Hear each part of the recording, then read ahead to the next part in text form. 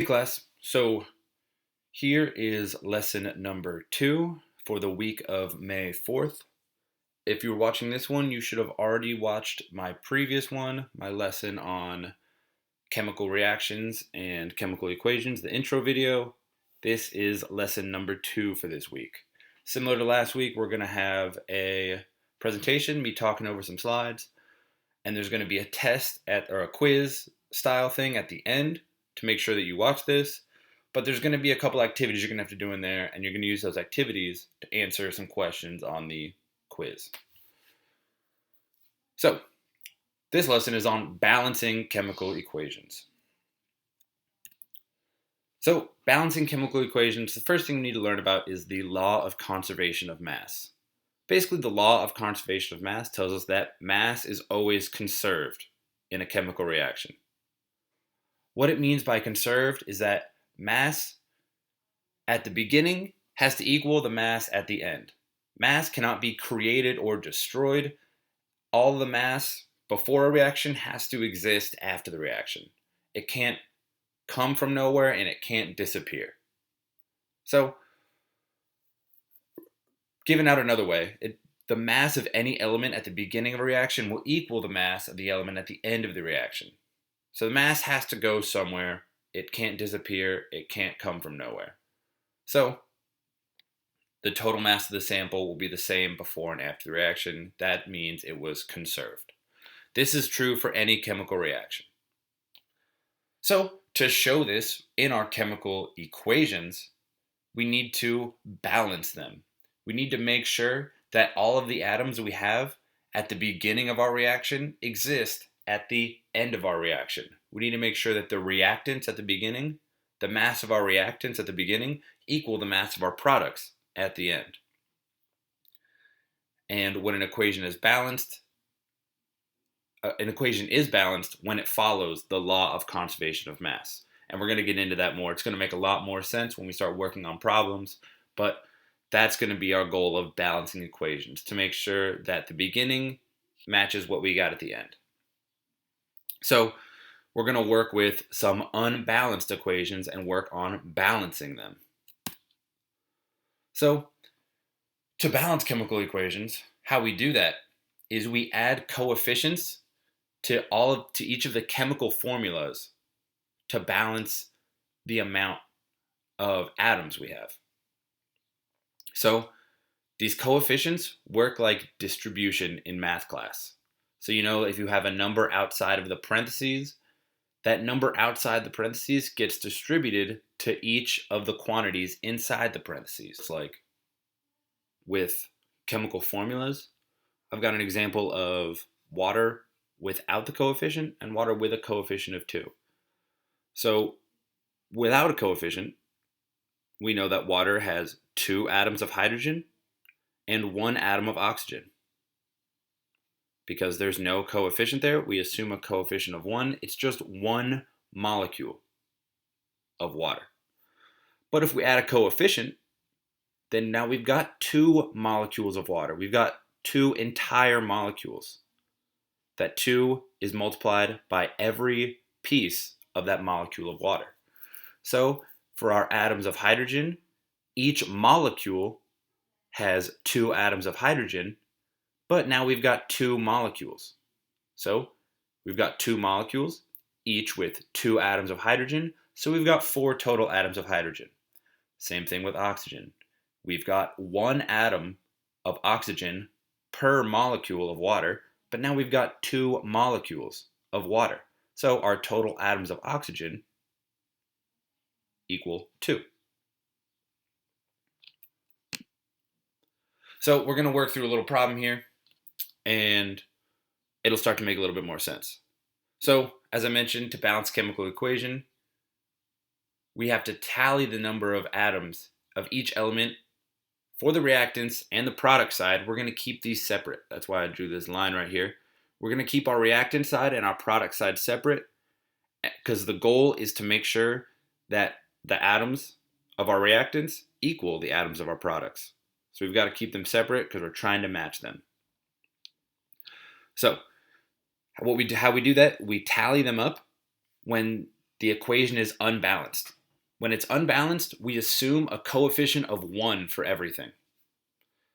So below we've got an unbalanced chemical equation showing nitrogen gas and hydrogen gas yielding ammonia, NH3. So it's unbalanced, so we've got no coefficients here, so we can assume a coefficient of 1, assume a coefficient of 1, and assume a coefficient of 1 on each piece. If we were to tally them up, or first we have to identify what elements we have in play. All we've got is nitrogen and hydrogen on the left side, so that means we should only have nitrogen and hydrogen on the right side as well, which is true, so we're good. So we tally up our atoms of nitrogen on our reactant side. We've got 2. We've got 1 molecule of nitrogen gas, N2, so we've got 2 atoms of nitrogen. Same thing with hydrogen. We've got 1 molecule of hydrogen gas. Its formula is H2. So we've got 2 atoms of hydrogen on our left side. On our right side, however, we've got ammonia. Ammonia has 1 atom of nitrogen and 3 atoms of hydrogen. So we're unbalanced. We need to add coefficients to each one of these quantities to make this equation balanced, to show how this equation works in real life.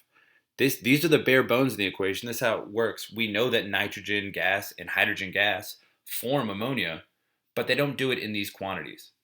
It's going to take more or less of each of these quantities relative to each other to show how this equation actually exists in the real world.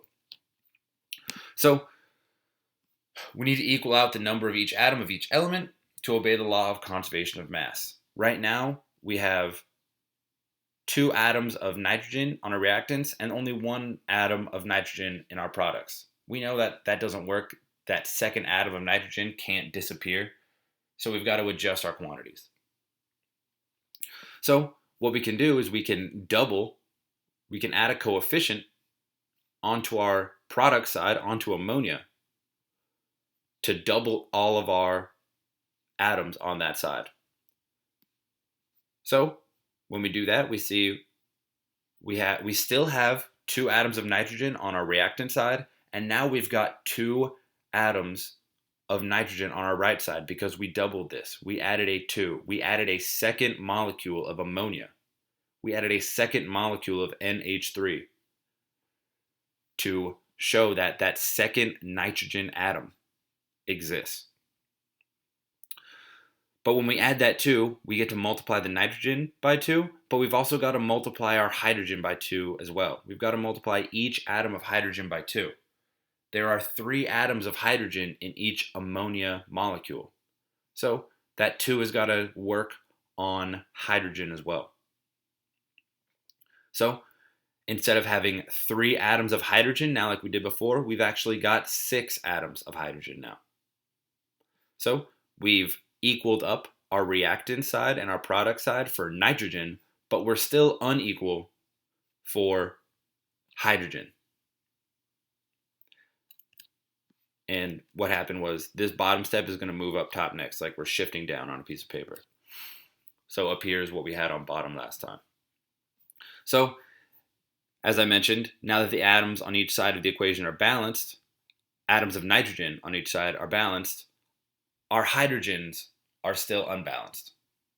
Because when we add that 2 coefficient to our ammonia, we've got to multiply it by nitrogen, but we've also got to multiply it by our hydrogen. So now we've got 6 atoms of hydrogen on the right side, and we've only got 2 on the left side. So what we can do is we can add another coefficient. We can add coefficients however we want. They've just got to be whole numbers. So we can add coefficient of 3 to our H2 in the reactants to balance it with this 6 atoms of hydrogen in the products. So I add a 3 in front of my hydrogen gas quantity.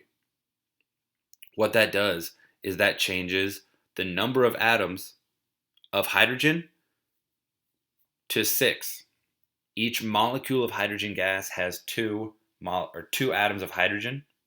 So when we multiply it by 3, we now have 6 atoms of hydrogen. We've got 3 molecules of hydrogen gas that totals up to 6 atoms of hydrogen.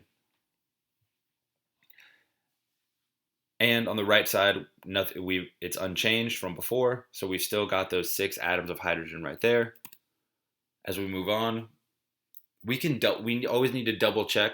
We do one final check to make sure, and we can see that we've got 2 atoms of nitrogen on our reactant side. We've got 2 atoms of nitrogen on our product side. We're good there. We've got 6 atoms of hydrogen on our product side, and we've got 6 atoms of hydrogen on our product side and our reactant side. So we're good. The law of conservation of mass is observed. No matter has been created or destroyed.